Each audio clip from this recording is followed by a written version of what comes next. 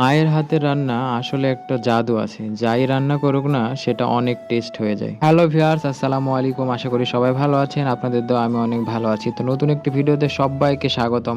তো আজকে থাকতে হচ্ছে আমার আম্মুর হাতের রান্নার ভিডিও। তো প্রতিদিন তো দেখেন শুধু আমি রান্না করি। তো আজকে রান্না করবে হচ্ছে আমার আম্মু আর আমি হচ্ছে সাথে ভিডিও করব। আমার আম্মু আজকে রান্না করছে হচ্ছে বিলাতির ঘাঁটি। তো এজন্য প্রথমে আমরা বিলাতি পানি দিয়ে লবণ, ঝালের গুঁড়া, হলুদের গুঁড়া এবং হচ্ছে আদা রসুন বাটা আমার আম্মু দিয়ে দিল।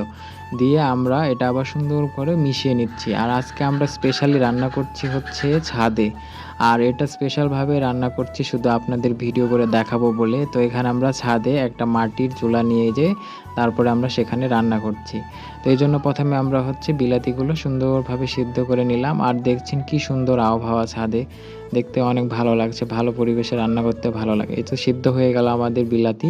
এবার আমরা হচ্ছে এগুলো আবার তেলে দিয়ে নেব। তো এইজন্য প্রথমে আমরা তেল দিয়ে দিলাম, রসুন, তারপরে আমার আম্মাকে বললাম যে একটু পেঁয়াজ কুচি করে দিতে। তো এই জন্য পেঁয়াজ কুচি করে দিয়ে সুন্দর করে আবার নাড়াচাড়া করে লাল লাল করে ভেজে নেব।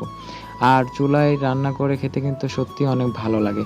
এরপর একটা ডিম আমরা এর মধ্যে দিয়ে দিলাম, দিয়ে সুন্দর করে নেড়েচেড়ে নিয়ে তারপরে আমরা বিলাতিগুলো এর মধ্যে আবার দিয়ে দিলাম। দিয়ে আমরা এই বিলাতিগুলো এবার সুন্দর করে ঘাঁটি করে নিচ্ছি। এবং ঘাঁটি করে নিলে কিন্তু তৈরি হয়ে যাবে আমাদের সেই সুস্বাদু বিলাতির ঘাঁটি। আর এটার টেস্ট সম্পর্কে যদি বলি ভাই ও বোনেরা, সত্যি একদম অসাধারণ। আর মাটির চুলায় রান্না মানে তো একদম অসাধারণ। তো আজকের ভিডিও ছিল এই পর্যন্তই। সবাই ভালো থাকবেন, সুস্থ থাকবেন। আর আমার এবং আমার আম্মুর জন্য অনেক অনেক দোয়া করবেন। আর আপনাদের জন্য নতুন নতুন ভিডিও নিয়ে আসতে পারি। সবাইকে আল্লাহ হাফেজ।